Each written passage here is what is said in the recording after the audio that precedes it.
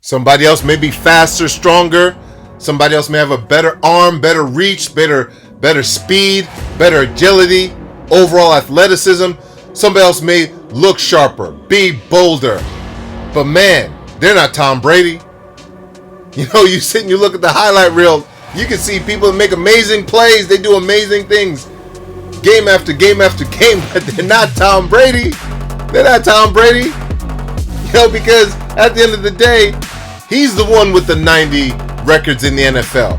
He's the one with the 7 championships in the NFL. He's the one that goes to a team that people look at and say, well, they're a bunch of bums. He's going to be lost in the wilderness in Florida. And yet comes out a champion the first year out. Oh no. You could say this team has a better lineup. The offensive line, they're better. The defense, unbelievable. Coaching staff, second to none. But they don't have Tom Brady. You see, Tom Brady's a leader.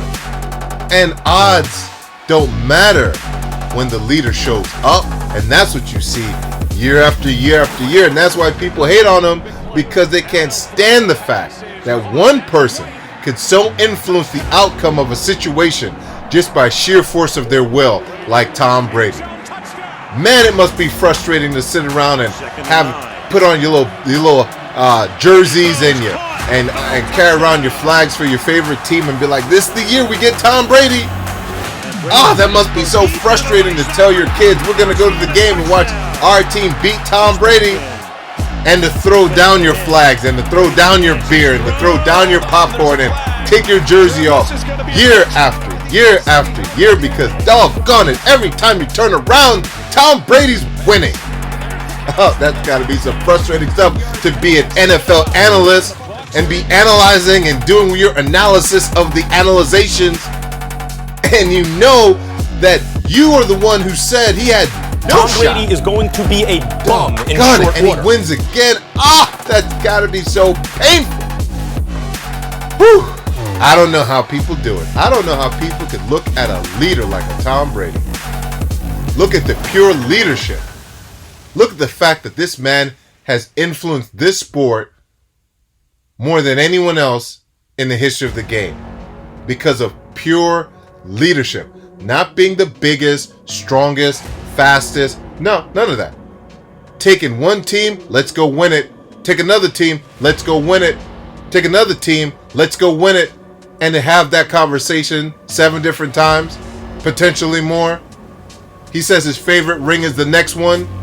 Come on, man, you gotta wake up and, hey, if you don't respect what you're looking at when you see that man on the field, this is someone who's one of the greatest leaders in any industry, period. If he was the CEO of a corporation, it's $1 billion company, because leaders set a standard so high for themselves that it's impossible to be in their presence. You've got to either grow or go. That's the only option. And for most people, mediocrity is just the way it is. It's okay to have an average way of living. For some people, a lot of people, most people, it's just okay. But there's some people who their personal standards of excellence is at such a high level that they can't handle being average. They can't. They're allergic to average. They are obsessed with greatness. Let's go. They want the rest of their lives to be a testament to greatness. There's some people that are just born, and there's some people who are made. This man changed himself from where he was into who he is now. It wasn't overnight. He wasn't some high pick in the draft. He was a low pick in the draft. He wasn't some athletic freak. He was laughed at in the combine. This guy came out of nowhere, but sheer force of will and the desire, the hunger, the relentless desire. The Japanese call it kaizen, the continuous improvement of self, where you're just willing to just go at yourself and go at yourself and go after yourself, and you refuse to just be the same. You want to get better. You have to get better. You want to get better. You have to get better. And when you change yourself, people around you who want change are attracted to you. And people around you who can't see themselves any greater, they're absolutely disgusted by your presence, because you are showing them who they could be if they're willing to take themselves on. Oh man, I'm telling you, wherever you land, whether you're a Tom lover or a Tom hater, you just got to sit back and look at the greatness that is Tom Brady. Because leadership is really appreciated when it's not there anymore. When he retires out, when he's like 70, then people will be able to really, really stop and realize what they were really witnessing in real time in their lives. Man, I don't know if he's going to win another one. I don't know if he's going to win another 2, 3, 4, 5. But I would never bet against a leader. I would never bet against Tom Brady. I was a backup quarterback on an 0-8 freshman high school team. I didn't even play. We didn't win a game, and I couldn't even get on the field. I was kind of a late bloomer, recruited to Michigan late, started as a 7th quarterback. Had to work really hard to even play. Thought, oh man, I'll be in pro football. Got drafted in the 6th round. No one thought I'd make the team. So that drives you. Yeah, it still does. I think now it's like, wait a minute, now you guys want me to stop playing? No, this is when I'm having fun. Now is the time where I get to do, really enjoy it. I always had a lot of belief in myself, and I always tell a lot of young quarterbacks, you don't believe in yourself. Why do you think those guys who are looking at you are going to believe in you? When you step in that huddle, they better look at you and go, man, that guy's ready to get the job done.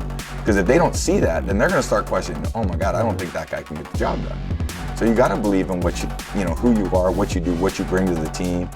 And then if you do that, they're going to feed off that as well. Those guys can learn from me. That's what I want. It's always going to be better. That's what life should be about. You look at other people who do things, and you aspire to be better than that. And hopefully you give them tools to start at a much better place than you started at, so they can ascend higher. And that's how you keep evolving. So I think that's a great thing. I feel like I'm still, if it's a marathon and there's 26 miles in the marathon, I don't think at mile 21. What mile are you at right now? I think 21, 22. I think if I'm in mile 21, you're not going, man, that was a great 21 miles I ran.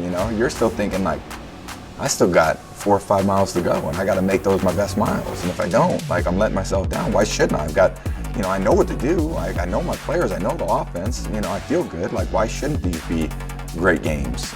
So I think it's probably more frustrating. I think managing frustration is probably harder for me now than it was when I was younger, because when you're younger, you maybe accept at a lower standard. I think as you get older, you realize you've seen the best. I played with Hall of Famers. I played against Hall of Famers. You see the best, and that's what you aspire to be every day.